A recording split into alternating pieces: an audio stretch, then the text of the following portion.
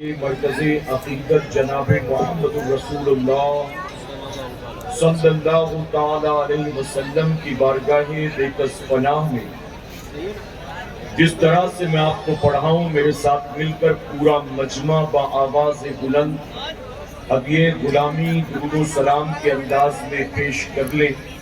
میرے پیارے آقا کے پیروانوں میں ایک بار پھر ادباً عرض کرنا چاہوں گا، جیسا کہ بار بار اعلان کیا جا رہا ہے کہ جو بھی علماء اکرام آئیں گے، سادات اکرام آئیں گے یا جو مہمان آئیں گے ان کا استقبال اس منبر سے کیا جائے گا۔ آپ کو پریشان ہونے کی ضرورت نہیں ہے، یہاں علماء کی اچھی خاصی جماعت موجود ہے اور وہ مہمانوں کا خیر مقدم کرنا آپ سے بہتر جانتے ہیں۔ جب بھی کوئی آئے گا یہاں سے نعرہ لگے گا، آپ اس کا ساتھ دیں گے۔ ہر آدمی اپنے اپنے اعتبار سے جو ہے ناظم بننے کی کوشش نہیں کرے گا، ٹھیک ہے؟ بتائیے بات سمجھ میں آ رہی ہے آپ کی؟ اور میرے پیارے آقا کے پیروانوں ایک بات اور عرض کر دوں میں، جیسا کہ سید صاحب بھی ناظم صاحب بھی بار بار بیٹھنے کے لیے لوگوں سے کہہ رہے تھے، اب اگر مجھے جو وقت دیا گیا ہے میں پورے ٹائم بٹھاتا ہی رہوں نا تو بھی لوگ نہیں بیٹھنے والے۔ میرا ٹائم ختم ہو جائے گا لیکن لوگ بیٹھنے والے نہیں۔ غلط نہیں کہہ رہا ہوں میں؟ اور میرے پیارے آقا کے پیروانوں میرا یہ اپنا تجربہ ہے، میں ایسے لوگوں کو خاطر میں بھی نہیں لاتا ہوں۔ کیونکہ جن کو ایک چھوٹی سی ریکویسٹ سمجھ میں نہیں آتی ہے ان کو 1.5 گھنٹے کی تقریر کہاں پلے پڑنے والی۔ جن سے کہا جاتا ہے بیٹھ جائیے، ان کو وہ سمجھ میں نہیں آتا۔ ان کو کہا جائے گا جھوٹ مت بولا کرو، گالی مت دیا کرو، نماز کی پابندی کیا کرو، ماں باپ کا احترام کیا کرو، ناچ گانے سے نفرت کرو۔ سمجھ میں آئے گی کوئی بات ان کے؟ جب کہا جائے گا بیٹھ جاؤ وہ سمجھ میں نہیں آیا تو لمبی چوڑی تقریر کہاں سے سمجھ میں آئے گا؟ بے شک بے شک۔ تو میں ایسوں کے پیچھے اپنا ٹائم ویسٹ نہیں کرتا ہوں، میں ایسوں سے گفتگو کرتا ہوں جو بات کو صرف سننے نہیں بلکہ سمجھنے کے لیے آ کر بیٹھے ہوتے ہیں۔ آپ بتائیے سردیوں کی رات میں اتنے دور سے ہم نکل کر آ کر یہاں بیٹھے کیوں بیٹھے ہیں؟ بھیڑ دیکھنے آئے ہیں، میلہ دیکھنے آئے ہیں، ہنگامے کے لیے آئے ہیں، کیوں آئے ہیں؟ میرے پیارے آقا علیہ الصلوۃ والتسلیم کے پیروانوں ایسی محفلوں میں جب آیا کرو تو تفریح کے لیے نہیں آیا کرو بلکہ یہ سوچ کر نکلا کرو کہ دین سیکھنے کے لیے جا رہی ہے۔ یہ سوچ کر نکلا کرو کہ علماء کے چہرے کی زیارت کرنے کے لیے جا رہی ہے۔ یہ سوچ کر نکلا کرو کہ اپنی آخرت کو سنوارنے کے لیے جا رہی ہے۔ اب بتائیے سید امین القادری صاحب قبلہ جن کی تاریخ کئی مہینوں پہلے سے لی گئی، سید صاحب کے آنے جانے کا سارا اہتمام کیا گیا، باقاعدہ اعلانات ہوئے، بینر بنے، پوسٹر چھپے، ساری چیزیں۔ اب سید صاحب آئیں گے تو ظاہر ہے کہ یہیں آئیں گے نا، ایسا تو نہیں ہے کہ میزبان کے گھر پر آئیں گے، کھائیں گے پیئیں گے وہیں سے روانہ ہو جائیں گے، آپ یہاں بیٹھے رہ جائیں گے، ایسا ہے؟ وہ ظاہر ہے کہ اگر آئیں گے تو اسی راستے سے آئیں گے تو منبر پر آئیں گے اور آئیں گے تو خطاب بھی کریں گے۔ تو اب پھر ایسے میں خامخواہ میں اٹھنا دوڑنا بھاگنا ہنگامہ کرنا کوئی معنی رکھتا ہے بھلا بتائیے؟ میرے پیارے آقا کے پیروانوں میں آپ کو بتا دوں چونکہ سید صاحب ہمارے تحریک کے ساتھی ہیں اور بہت زیادہ قریبی ساتھی ہیں، آپ لوگ برا مت مانیے گا، پروگرامز میں جب ڈسٹربنس ہوتا ہے نا تو کوئی بات نہیں، مہمان ایک بار تو آ جاتا ہے لیکن بار بار دھوکہ نہیں کھاتا ہے۔ اگلی مرتبہ جب پھر تاریخ مانگی جاتی تو پہلے ہی معذرت چاہ لیتے کہ نہیں بھائی وہاں جا کے کوئی مطلب نہیں ہے، وہاں والے تو کچھ سنتے سمجھتے نہیں ہیں، وہاں والے تو اپنے حساب سے لگے پڑے رہتے ہیں۔ تو ایک بار آدمی آئے گا چلا جائے گا، اس کے بعد اگر چاہتے ہو کہ پھر کبھی نہ آئے تو ہنگامہ کرنا جیسے کرتے ہو آپ کی عادت ہے، اور اگر چاہتے ہو کہ ایک بار نہیں بار بار سید صاحب کی کا دیدار بھی ہو، ان سے ملاقات بھی ہو، بار بار ان کے خطاب کو سننے کا لائیو موقع بھی ملے تو کوئی بدنظمی نہیں ہونی چاہیے۔ وعدہ کرتے ہیں انشاءاللہ سید صاحب آئیں گے، آپ یوں ہی بیٹھے رہیں گے۔ اگر علماء کہیں گے کہ کھڑے ہو جائیے احترام میں تو کھڑے ہونا پھر ہمیں، ٹھیک ہے؟ ورنہ اگر کہا جائے گا بیٹھے رہیے تو بیٹھے رہنا، نہ کوئی لپکے گا، نہ دوڑے گا، نہ مسافے کے لیے بھاگے گا، نہ چھونے کے لیے، کوئی یہ ساری چیزیں نہیں کریں گے، ٹھیک ہے؟ میرے پیارے آقا کے پیروانوں میں جانتا ہوں آپ کی محبت الحمدللہ سادات اکرام سے اہل بیت کے اتحاد سے، لیکن میں معذرت کے ساتھ کہتا ہوں کہ لوگ سید صاحب کے ساتھ ایسے پیش آتے ہیں کہیں کسی کا ناخن لگتا ہے، کہیں آنکھ میں انگلی لگتی ہے، کہیں کرتا پڑ جاتا ہے، اور پھر وہ کمرے میں آنے کے بعد بتاتے بھائی یہ محبت ہے لوگوں کی، دیکھیے آنکھ میں ناخن مار دیا، امامہ گر گیا، کرتا پھٹ گیا، یہ کائے کی محبت ہے؟ اب بتائیے اولاد غوث اعظم کے ساتھ یہ سلوک اگر غوث اعظم کے زمانے میں ہوئے ہوتے تو کیا کرتے آپ؟ یہ احترام ہے اہل بیت کا، یہ احترام ہے علماء کا۔ میرے پیارے آقا کے پیغمبروں، ہمیں دیدار ہو جائے علماء کا ہمارے لیے یہی کافی ہے۔ سب کو چومنا، چاٹنا، لپکنا، گرنا پڑنا ضروری ہے سب کے اوپر، بتائیے ہے؟ اور میرے پیارے آقا علیہ الصلوۃ والتسلیم کے پیغمبروں یہ بھی سن لیں، صرف سید امین القادری صاحب قبلہ نہیں، یہاں علماء اکرام کی اچھی خاصی لمبی چوڑی جماعت بیٹھی ہے، اور یہ وہ لوگ بیٹھے ہیں جن کے بارے میں خود حضور اکرم صلی اللہ علیہ وسلم نے فرمایا کہ جس نے کسی عالم کو دیکھا اس نے گویا مجھے دیکھا۔ ایک رات میں، ایک محفل میں، ایک ساتھ کئی علماء کے چہروں کی زیارت کا موقع ملا ہے، یہ کوئی کم سعادت ہے؟ اس کے بعد میں کہو کہ دھکا بھی ماریں گے مولانا کو، ہاتھ بھی کھینچیں گے مولانا کا، لپک کے چومیں گے بھی، یہ بتائیے ادب کے خلاف ہے کہ نہیں ہے؟ تو تھوڑا سا سیکھیں، یہ چھوٹی چھوٹی چیزیں لیکن اس کا سیکھنا بہت ضروری ہے۔ میرے پیارے آقا علیہ الصلوۃ والتسلیم کے پیغمبروں، آپ آل رسول پر، اولاد غوث اعظم پر، آپ علماء اکرام پر، سادات اکرام پر محبت کی بنیاد لپکتے ہیں، دھکے مارتے ہیں، نوچتے ہیں، کھینچتے ہیں، یہ ساری چیزیں ظاہر ہے کہ انہیں تکلیف دیتی ہیں، اور یہ تکلیف دے کر آپ ثواب کے حقدار نہیں ہوتے، گناہگار ہوتے ہیں۔ کسی مومن کو دھکا دینا بھی حرام ہے، کسی مومن کو، پھر کسی عالم کو دھکا دے، کسی سید زادے کو دھکا دے، کیا بتائیے یہ حرام نہیں ہوگا؟ میرے پیارے آقا کے پیغمبروں، مومن کی دل آزاری حرام، مومن کو معمولی سی تکلیف پہنچانا حرام۔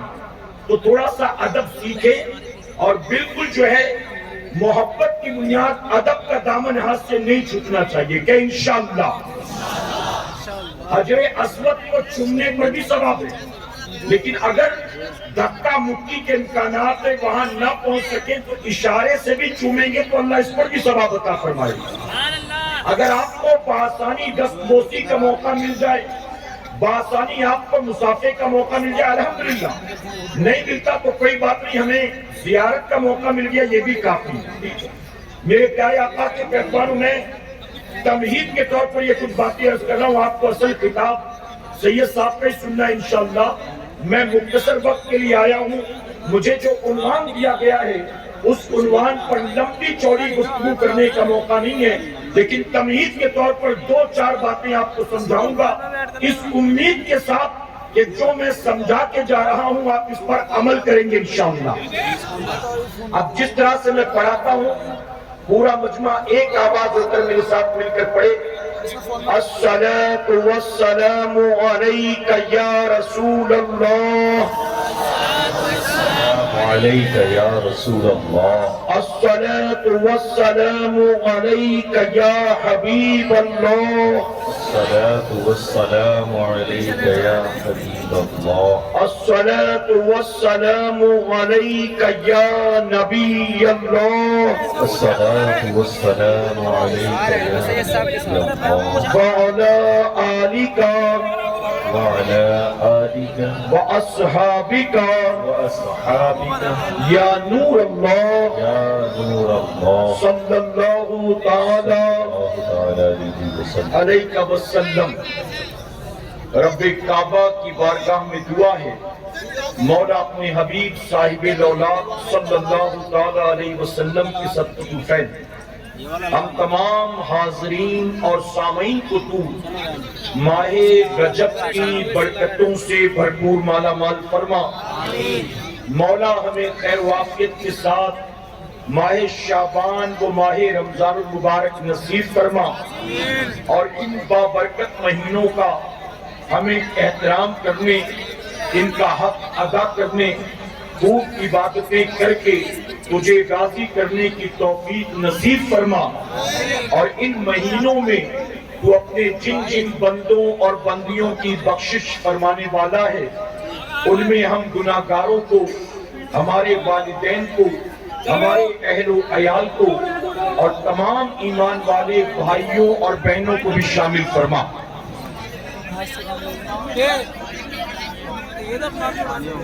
انتظامیہ کو اپنا کام کرنے دیں، آپ کی توجہ یہاں ہونی چاہیے، ٹھیک ہے؟ جب سے دل میں غم احمد کو بسا رکھا ہے، جب سے دل میں غم احمد کو بسا رکھا ہے، سلسلہ میں نے مدینے سے ملا رکھا ہے۔ جب سے دل میں غم احمد کو بسا رکھا ہے، سلسلہ میں نے مدینے سے ملا رکھا ہے۔ اور ہاں وہ آتے ہیں، ابھی آئیں گے، آتے ہوں گے۔ ہاں وہ آتے ہیں، ابھی آئیں گے، آتے ہوں گے۔ بس یہی سوچ کر محفل کو سجا رکھا ہے۔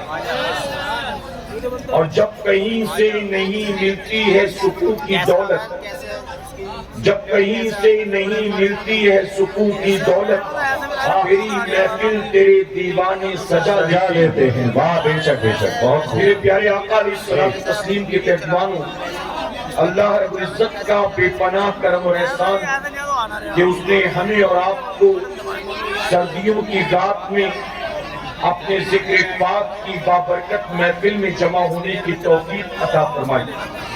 اللہ رب العزت کی بارگاہ میں دعا ہے کہ میرا کریم محفل سجانے والوں کا سجانا اور ہمارا اور آپ کا یہاں آنا قبول فرمائے۔ ایک مرتبہ درود شریف پڑھ لیں آپ۔ اللہ رب محمد صلی اللہ علیہ وسلم، محمد صلی اللہ علیہ وسلم، صلاۃ و سلام علیک یا رسول میرے پیارے آقا علیہ الصلوۃ والتسلیم کے ترجمانوں، حضور اکرم صلی اللہ علیہ وسلم نے صحابہ اکرام سے فرمایا کہ میرے صحابیوں، توجہ ہے نا آپ کی؟ جو لوگ سن رہے ذرا اس طرف سبحان اللہ ایک مرتبہ کہہ دیں۔ جن کی توجہ ہے وہی کہیں، باقی خاموش رہیں، کہیں سبحان اللہ۔ میرے پیارے آقا کے پیغمبروں، یہ جو سارا پروگرام چل رہا ہے یہ آخر تک چلتا رہے گا۔ ہم یہ دیکھنے کے لیے نہیں آئے ہیں، ہم یہاں نظر رکھیں جو منبر سے آپ تک پہنچانے کی کوشش کی جا رہی ہے۔ میں عرض کر رہا تھا کہ حضور اکرم صلی اللہ علیہ وسلم نے فرمایا اپنے صحابہ اکرام سے کہ میرے صحابیوں، جب کبھی تمہارا گزر جنت کے باغوں سے ہو تو تم وہاں جنت کے کچھ میوے بھی چر لیا کرو۔ اب جب صحابہ اکرام نے یہ سنا تو بڑا تعجب ہوا کہ زمین پر بنا جنت کے باغ کہاں سے ملیں گے؟ ہم نے مکے میں کھجوروں کے باغ دیکھے، ہم نے مدینے میں بھی کھجوروں کے باغ دیکھے، ہم نے عرب کے مختلف شہروں میں کھجوروں کے باغ دیکھے، آخر زمین پر جنت کے باغ کہاں ملیں گے؟ عرض کرتے ہیں کہ یا رسول اللہ صلی اللہ علیہ وسلم، زمین پر جنت کے باغ کہاں ملنے والے ہیں؟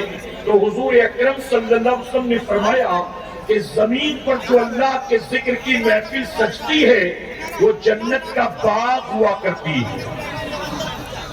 کیا پتا چلا؟ زمین پر جہاں ذکر کی محفل سج جائے، زمین کا وہ حصہ جنت کا باغ بن جایا کرتا ہے۔ بے شک بے شک بے تو شک، اس سے یہ بات معلوم ہو گئی کہ اس وقت ہم اور آپ کہیں اور نہیں بیٹھے ہیں، ہم کہاں بیٹھے ہیں؟ جی، ہم جنت کے باغ میں بیٹھے ہیں۔ میرے پیارے آقا کے پیغمبروں، اسے جنت کا باغ ہم نے نہیں کہا، بلکہ جس کے صدقے میں رب نے جنت کو پیدا فرمایا، اس نبی نے ذکر کی محفل کو کہا یہ جنت کا باغ ہے۔ اور یہ جنت کا باغ ہمارے اور آپ کے جمع ہونے سے نہیں بنا، بلکہ اللہ کے ذکر کی برکت سے یہ میدان جنت کا باغ بن گیا۔ پتا چلا جہاں رب کے ذکر کی محفل سجے، چاہے وہ چوک ہو، چاہے چوراہا ہو، چاہے وہ کھیت ہو، چاہے وہ میدان ہو، جہاں ذکر کی محفل جمتی ہے اللہ اس زمین کو جنت کا باغ بنا دیتا ہے۔ تو معلوم ہوا ہم کہاں بیٹھے ہوئے ہیں؟ جنت کے باغ میں۔ میرے پیارے آقا کے پیغمبروں، بہت سے لوگ ہر چیز میں لاجک ڈھونڈتے، اور خاص طور پر پڑھا لکھا نوجوانوں کا طبقہ وہ کہتا ہے یہ جنت کا باغ ہے تو اس کا لاجک کیا ہے؟ اگر جنت کا باغ ہے تو جنت جیسا کچھ نظر کیوں نہیں آتا؟ نہ دائیں جنت جیسا کچھ ہے، نہ بائیں جنت جیسا کچھ ہے، نہ آگے جنت جیسا کچھ، نہ اوپر نیچے جنت جیسا کچھ۔ آخر جنت کا باغ ہے تو جنت جیسا نظر کچھ کیوں نہیں آتا؟ تو میرے پیارے آقا کے پیروانوں یاد رکھے، نبی نے فرمایا یہ جنت کا باغ ہے، اللہ تبارک تعالیٰ قادر مطلق ہے، اللہ جنت کا باغ دکھا کر بھی باغ کو منوا سکتا ہے، لیکن اللہ کی عادت کریمہ یہ ہے اللہ دکھا کر باغ کو نہیں منواتا ہے، اللہ محبوب سے کہلوا کر باغ کو منواتا ہے۔ بے شک بے شک بے شک۔ اللہ چاہے دکھا دے کہ جنت کا باغ ہے، لیکن دیکھنے کے بعد مانا تو یہ کمال نہیں ہے، کمال تو یہ ہے کہ دیکھا نہیں، محبوب نے کہہ دیا اور ہم نے مان لیا کہ یہ جنت کا باغ ہے۔ میرے پیارے آقا کے پیروانوں آپ دیکھیں، معراج پاک کی تاریخ قریب ہے۔ حضور اکرم صلی اللہ علیہ وسلم جب سفر معراج سے واپس آئے تو صحابہ اکرام نے حضور اکرم صلی اللہ علیہ وسلم کو گھیرا، توجہ ہے نا آپ کی، آ کر عرض کرتے ہیں یا رسول اللہ صلی اللہ علیہ وسلم ہم نے خدا کو نہیں دیکھا لیکن آپ کو دیکھ کر آ گئے، آپ کے کہنے پر ہم نے اپنے باپ دادا کے دین کو چھوڑا، اپنے باپ دادا کے باطل معبودوں کو چھوڑا، آقا ہم نے اللہ کو دیکھا نہیں ہے، آپ دیکھ کر آ گئے ہیں۔ ابو جہل ہم کو چھیڑتا ہے، ابو لہب ہم کو چھیڑتا ہے، عتبہ شیبہ ہمیں پریشان کرتے ہیں، وہ کہتے ہیں کہ محمد کے کہنے پر صلی اللہ علیہ وسلم تم نے باپ دادا کے خداؤں کا انکار کر دیا، ارے جس خدا کو تم نے دیکھا نہیں ہے، جس کی آواز کو تم نے سنا نہیں ہے، جسے تم کبھی محسوس نہیں کر سکتے ہو، آخر تم نے اس کا کلمہ پڑھ لیا، ہمارے ساتھ مکے کے بت قدے میں چلو، ہم وہاں تمہیں اپنے خدا دکھاتے ہیں، وہاں لات کا بت موجود ہے، منات کا بت موجود ہے، عزا کا بت موجود ہے، ہم تمہیں اپنے خدا کو دکھاتے ہیں، تم دیکھ بھی سکتے ہو، ان کے قریب جا کر بیٹھ بھی سکتے ہو، ہاتھ لگا کر انہیں محسوس بھی کر سکتے ہو۔ آقا دن رات مکے کے مشرکین ہم کو پریشان کرتے ہیں، اے آقا ہم ان کو جواب دینا چاہتے ہیں، ہم نے خدا کو نہیں دیکھا، آپ دیکھ کر آ گئے ہیں، کم سے کم ہم کو بتا ہی دیں ہمارا رب کیسا دکھائی دیتا ہے، ہمیں بتائیں کہ ہمارا مولا کیسا دکھائی دیتا ہے۔ تو جانتے ہو میرے نبی نے کیا جواب دیا تھا؟ آقا فرماتے ہیں تم مجھ سے پوچھتے ہو میں تمہیں بتاؤں کہ اللہ کیسا دکھائی دیتا ہے، ارے کوئی مثل ہو تو مثال دو، اللہ ایسا دکھائی دیتا ہے، اللہ جیسا کچھ بھی نہیں، کیسے بتاؤں کہ اللہ کیسا دکھائی دیتا ہے؟ جب نبی نے فرمایا کوئی مثل ہو تو مثال دو، وہ جانتے سارے صحابہ بن دے کے ایک زبان ہو کر پکار اٹھے، ایک دیکھنے والے کا کہاں مان لیا ہے، ایک دیکھنے والے کا کہاں مان لیا ہے، بن دے کے تجھے ہم نے خدا مان لیا۔ بہت خوب ماشاءاللہ، بہت خوب۔ نعرہ تکبیر، نعرہ رسالت، علماء اہل سنت، ہم نے اللہ کو فیضان دیکھا، قرآن کانفرنس۔ ہم نے اللہ کو دیکھا نہیں دیکھا، مانتے ہیں نا؟ قرآن اللہ کا کلام ہے، نبی نے کہہ دیا ہم نے مان لیا نا، نبی کے کہنے پر جنت کو بھی مان لیا، نبی کے کہنے پر میدان قیامت کو بھی مان لیا، نبی کے کہنے پر حساب کتاب کے دن کو بھی مان لیا۔ جب نبی کے کہنے پر جنت کو مان سکتے ہو تو اسی نبی کے کہنے پر اس میدان کو جنت کا باغ کیوں نہیں مان سکتے ہو؟ تو ہم کہاں بیٹھے ہیں؟ جنت کے باغ میں بیٹھے ہیں تو پھر اس کا ادب بھی ہونا چاہیے نا، جنت کے باغ میں بیٹھے ہیں تو اس کا احترام بھی ہونا چاہیے۔ اب میرے پیارے آقا کے پیروانوں صحابہ اکرام کو جنت کے باغ کا پتہ چل گیا تو صحابہ اکرام عرض کرتے آقا وہاں میوے کون سے ملیں گے کھانے کے، یعنی جنت کے باغ میں بیٹھے تو میوہ کون سا؟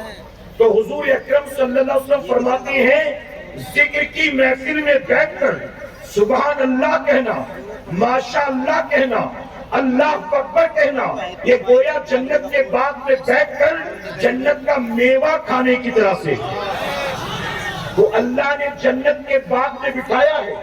اب یہاں بیٹھ کر جس سے جتنا ہو سکے جنت کا میوہ کھا کر جائیں گے، کہ انشاءاللہ۔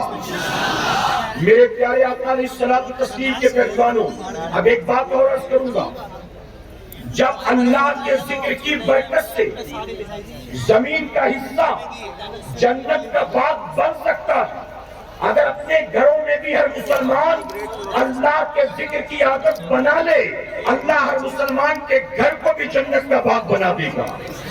اور جب گھر جنت کا باغ بنے گا تو گھر میں نحوست نہیں ہوگی، گھر میں اللہ کی رحمت کا نزول ہوگا۔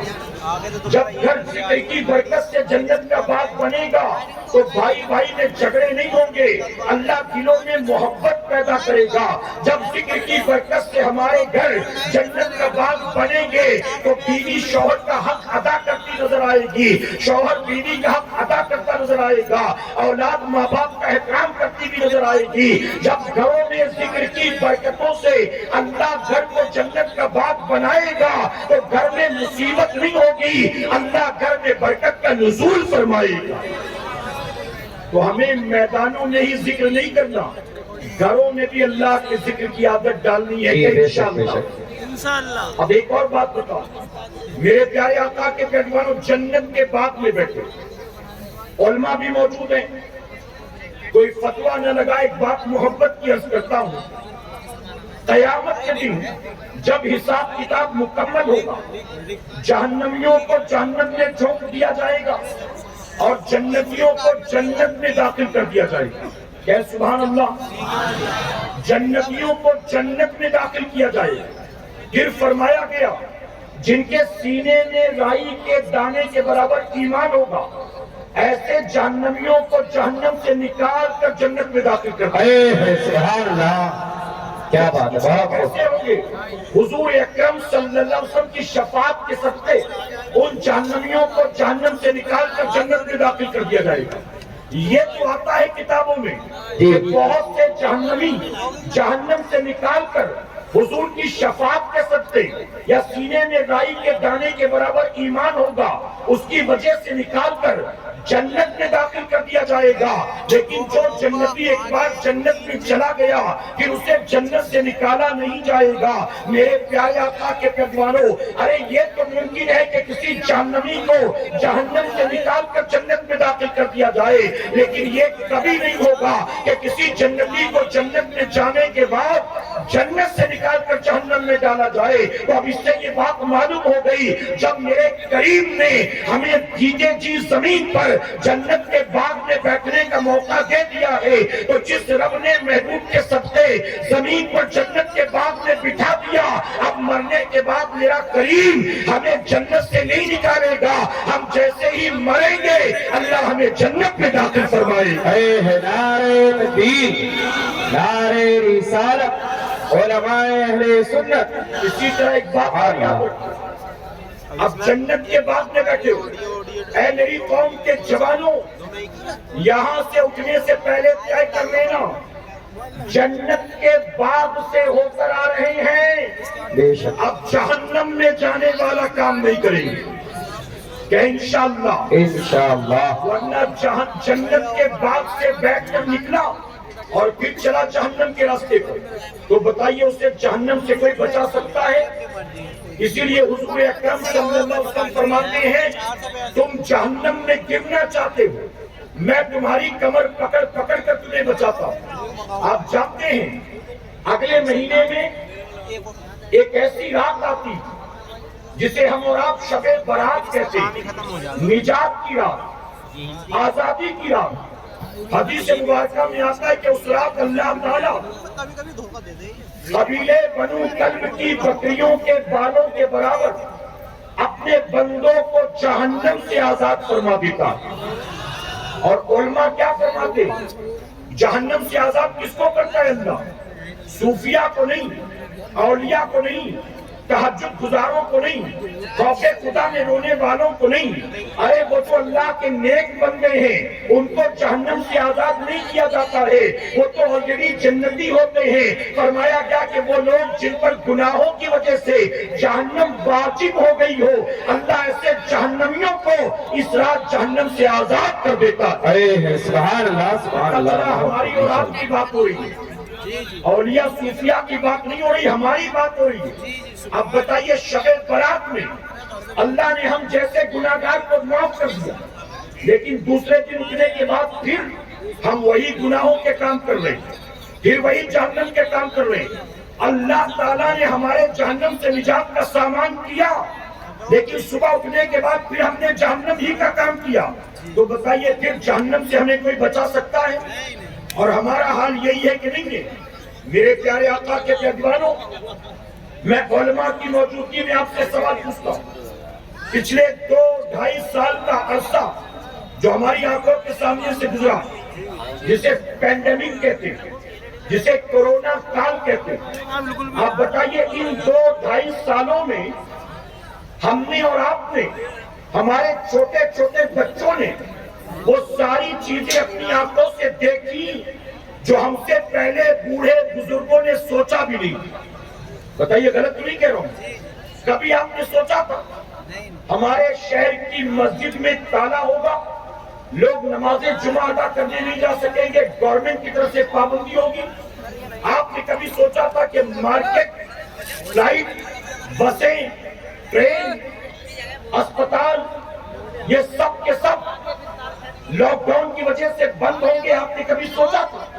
میرے پیارے آقا کے پیغمبروں، ایک اندیکھا، انچھوا، انجانا دشمن جسے کورونا وائرس کہتے ہیں، چائنا سے چلا، ہمارے ملک تک نہیں پہنچا، ہمارے شہر تک پہنچ گیا، ہمارے گاؤں تک پہنچ گیا، ہماری گلی تک پہنچ گیا، ہمارے گھر تک پہنچ گیا۔ آپ بتائیے ان 2-2.5 سالوں میں ہم نے کورونا کی وجہ سے کیا کچھ اپنی آنکھوں سے دیکھا ہے؟ ارے کروڑوں لوگ اس وائرس کی چپیٹ میں آئے ہیں اور لاکھوں لوگ اس کی وجہ سے موت کے گھاٹ اتر گئے ہیں۔ میرے پیارے آقا کے پیغمبروں، وہ انسان جو بڑھاپے کی وجہ سے، وہ انسان جو بی پی اور شوگر کی وجہ سے، وہ انسان جو بلڈ پریشر اور ٹی بی کی وجہ سے، وہ انسان جو ہارٹ کے پرابلم کی وجہ سے اپنے گھر کے اندر کمرے میں قید کر کے اپنے آپ کو بیٹھا تھا کہ میں باہر نہیں نکلوں گا ورنہ مجھے کورونا ہو جائے گا۔ آپ بتائیے ایسے لوگ جنہوں نے اپنے آپ کو کورونا کے ڈر سے کمروں میں قید کر لیا تھا، کمرے میں بیٹھے بیٹھے ان کو کورونا ہو گیا کہ نہیں ہو گیا؟ بتائیے ہے کہ نہیں؟ یہاں جتنے لوگ بیٹھے، میں آپ سے سوال پوچھتا ہوں، ہم میں سے ہر کسی کا کوئی نہ کوئی دنیا سے رخصت ہوا ہو۔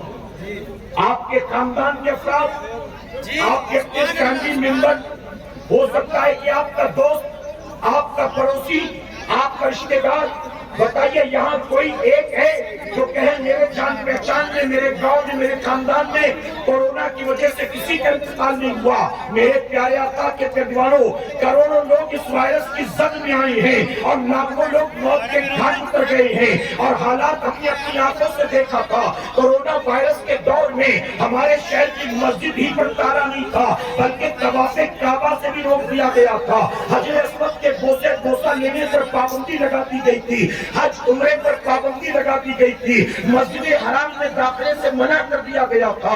حضور کی مسجد نبوی شریف آپ دیکھیں جہاں 24 گھنٹے گلابوں کا تانتا لگا رہتا ہے، وہاں بھی پابندی لگا دی گئی تھی، کوئی آ جا نہیں سکتا تھا۔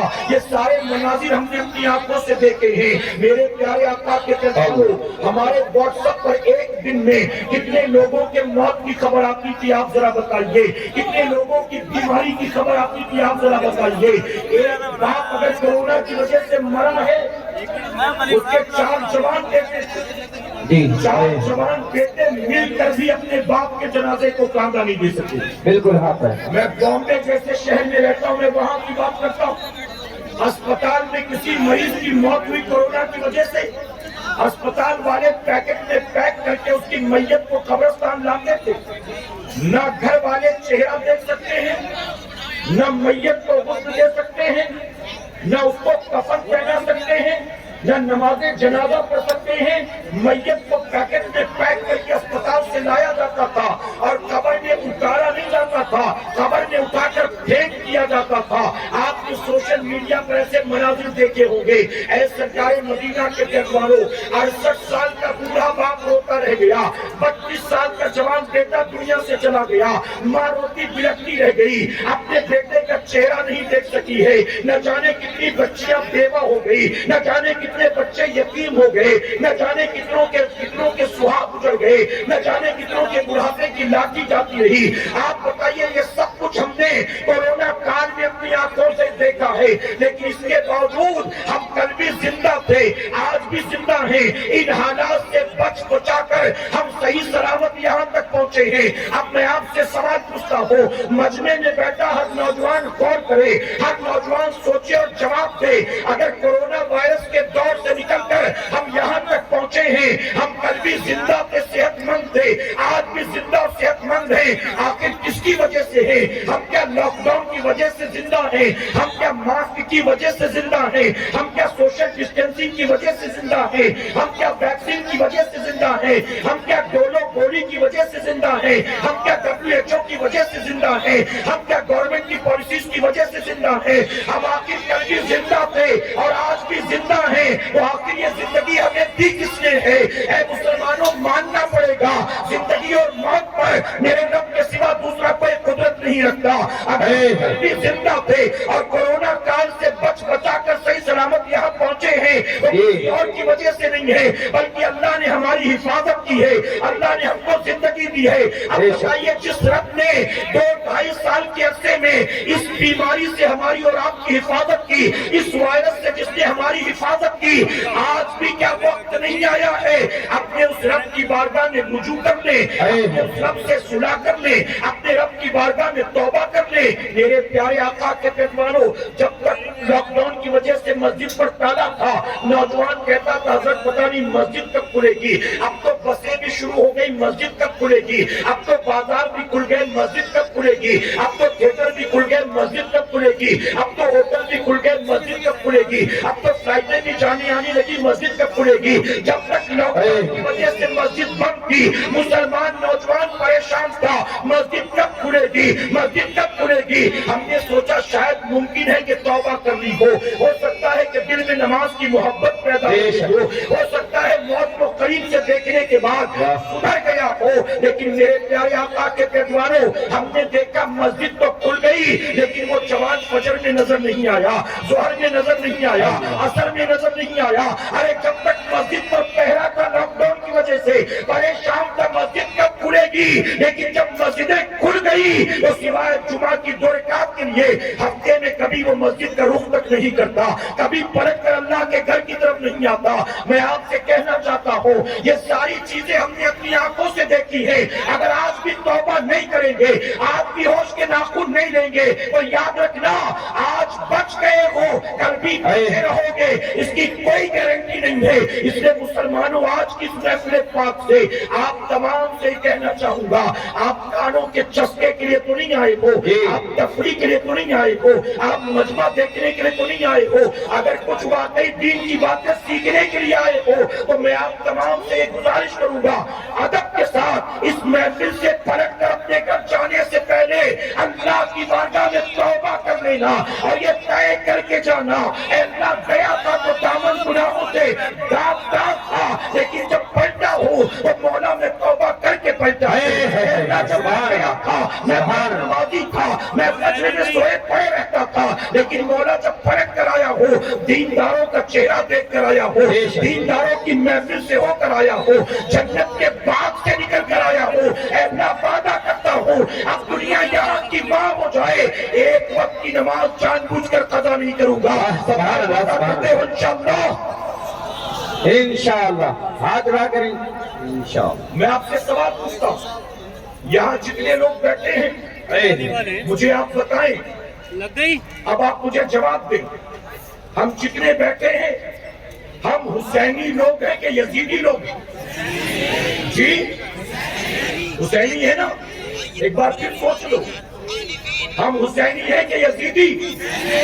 اب بتاؤ، فجر میں نمازیں قضا کرنا کس کا کام ہے؟ حسین کا. جی پھر حسینی کیوں کر رہا ہے نماز قضا؟ روزانہ چہرے سے داڑھی اڑا کر نالیوں میں پھینک، کیا بات ہے، بہت حسین کا کام ہے کہ یزید کا؟ جی اب جواب نہیں بن رہا ہے آپ سے. ناچ گانے سننا حسین کا کام ہے کہ یزید کا؟ یہ سب جانتے تو ہو نا، کوئی نئی بات تو نہیں ہے. پھر کیسے گانے سنتے؟ موبائل میں 2-2 4-4 8-8 GB گانے کیسے ڈاؤن لوڈ کر کے رکھے؟ اللہ. نچنیوں گویوں کے چینلز کیسے آپ نے سبسکرائب کر رکھے؟ ٹک ٹاک پر دن رات گندے گندے ٹک ٹاکرز کو کیوں فالو کرتے ہو؟ اگر جانتے ہو کہ یہ کام حسین کا نہیں، ارے مسلمانوں ایک یزید حضرت امیر معاویہ رضی اللہ عنہ کا بیٹا ہو کر، صحابی رسول کا بیٹا ہو کر خلیفہ بننے کی خواہش رکھتا تھا، داڑھی بناتا تھا، شراب پیتا تھا، جوا کھیلتا تھا، ناچ گانوں کا شوقین تھا۔ ایک تھا امام حسین نے اسے برداشت نہ کیا، اس کے مقابلے میں کربلا کے میدان میں آ گئے اور 6 ماہ کے لگتے جگر کو بھی کٹا کر بتا دیا حسین سب کچھ لٹانا تو گوارا کر سکتا ہے، نبی کی شریعت کے خلاف کوئی عمل کرے حسین اسے دیکھنا گوارا نہیں کر سکتا۔ سبحان نعرہ تکبیر، نعرہ رسالت، علماء اہل سنت، فیضان قرآن و عظمت اہل بیت کانفرنس۔ تم نے بڑا سستا سودا سمجھا، تم نے سمجھا حسینی ہونا بڑا سستا سودا، تعزیہ کر لو حسینی بن جاؤ گے، شربت بنا لو محرم میں حسینی بن جاؤ گے، حسین کے ذکر کی محفل سجا لو، کسی مقرر کو بلا کر 20-25 ہزار دے کر کربلا کے واقعات سن لو، حسینی بن جاؤ گے۔ ہم نے سمجھا کھانے کھلانے سے حسینی بنتے ہیں، 200-400 چندے دینے سے حسینی بنتے ہیں، صرف مجموع کو جمع کر کے نعرے لگانے سے حسینی بنتے ہیں۔ ارے حسینی ایسے نہیں بنتا کوئی، حسینی کون ہوتا ہے؟ آؤ تمہیں کربلا کے میدان میں لے چل جاتا ہوں۔ اے سرکار مدینہ کے پیروانوں، 10 محرم کی رات آتی ہے، امام علی مقام اپنے خیمے میں جاتے ہیں، 7 تاریخ سے پانی بند تھا، 7 تاریخ گزرتی ہے، 8 تاریخ گزرتی ہے، 9 کا دن گزر جاتا ہے، مغرب کے بعد 10 محرم کی رات آتی ہے، امام حسین اپنے ساتھیوں کے خیمے میں جاتے ہیں، وہ 72 ساتھی جو امام کے ساتھ کربلا کے میدان میں آئے تھے، امام پاک ان کے خیمے میں جاتے ہیں اور جا کر کہتے ہیں میرے ساتھیوں، یزید کا جھگڑا میرے ساتھ ہے، یزید کی دشمنی میرے ساتھ ہے، یزید کا تم سے کوئی معاملہ نہیں ہے، اب میں تم سب کو اجازت دیتا ہوں، 3 دن سے تم نے میری خاطر بھوک اور پیاس برداشت کی، تم میرے ساتھ مدینے سے چلے، تم میرے ساتھ مکے سے چلے، تم میرے ساتھ کربلا میں پہنچے، تم نے میری خاطر بڑی قربانی کی ہے، اب میں چاہتا ہوں کہ تم سب واپس چلے جاؤ، اگر تم چلے جاؤ گے تو تمہاری جان بچ جائے گی، اس کی وجہ کہ میں جانتا ہوں کل جب صبح کا سورج نکلے گا یزیدی تیر تلوار چلائیں گے، یزیدی میرے مقابلے میں آئیں گے، اگر تم میرے ساتھ رہو گے تو تمہیں بھی اپنی جانوں سے ہاتھ دھونا پڑے گا، اس لیے میں کہتا ہوں تم سارے چلے جاؤ۔ آپ کے تمام ساتھی خاموش کھڑے تھے، امام حسین کہتے ہیں تم نے میری خاطر جو کچھ کیا کل قیامت کے دن نانا کی بارگاہ میں گواہی دوں گا، تم میری خاطر بھوکے پیاسے ہو، کل قیامت کے دن نانا سے آگے کوثر دلواؤں گا، نانا کی شفاعت تمہارے حق میں دلواؤں گا، لیکن ابھی چاہتا ہوں چلے جاؤ، اگر تم چلے جاؤ گے تمہاری زندگیاں محفوظ رہیں گی، اگر چلے جاؤ گے تمہارے بیوی بچے محفوظ رہیں گے، اگر چلے جاؤ گے تمہاری بیوی بیوہ ہونے سے بچ جائے گی، تمہارے ماں باپ کی گود اجڑنے سے بچ جائے گی، تمہارے بچے یتیم ہونے سے بچ جائیں گے۔ امام نے کہا میں تم سب سے راضی ہوں، لیکن چاہتا ہوں چلے جاؤ تاکہ تمہاری جان بچ جائے، یزید کا مقابلہ میں کر لوں گا۔ آپ کے ساتھ ہی سناٹا چھایا ہوا تھا، آخرکار امام حسین نے کہا، خیمے میں ایک چھوٹا سا چراغ جل رہا تھا، امام نے کہا میں جانتا ہوں اس چراغ کی روشنی کی وجہ سے میرا چہرہ تمہاری نگاہوں کے سامنے ہے، اور اس لیے مروت اور محبت کی وجہ سے تم میرا ساتھ نہیں چھوڑ پاتے ہو۔ امام نے کہا میں اس چراغ کی روشنی کو دھیما کر دیتا ہوں، اندھیرے کا فائدہ اٹھا کر چلے جاؤ۔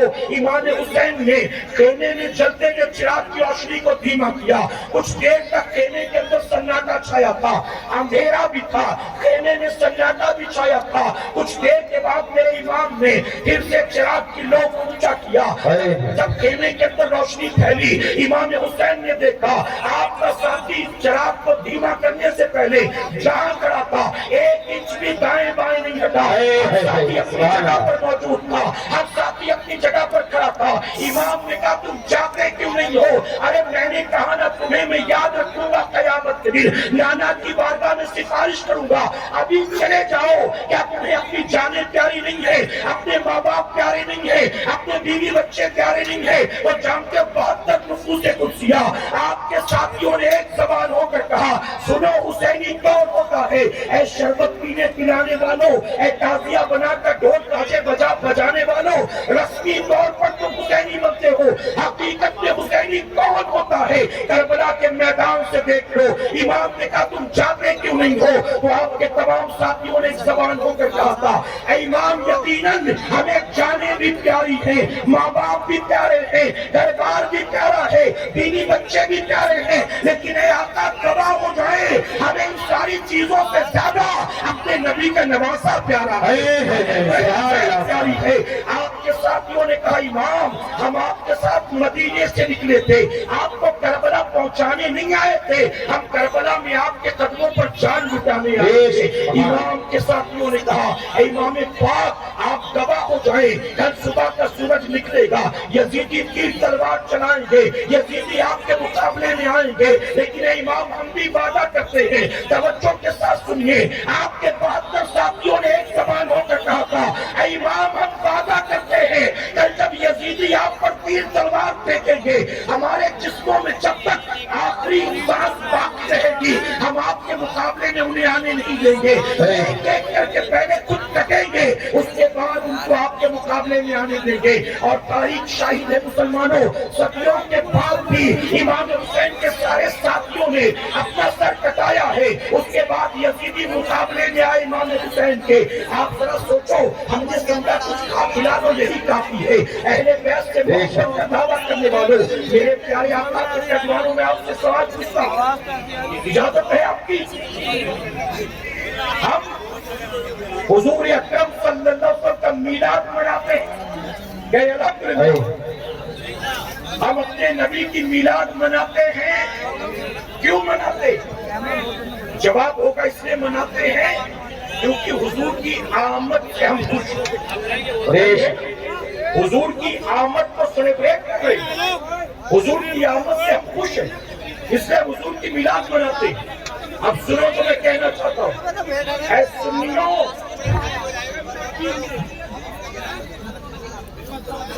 ارے ایک بند ہو گیا مائک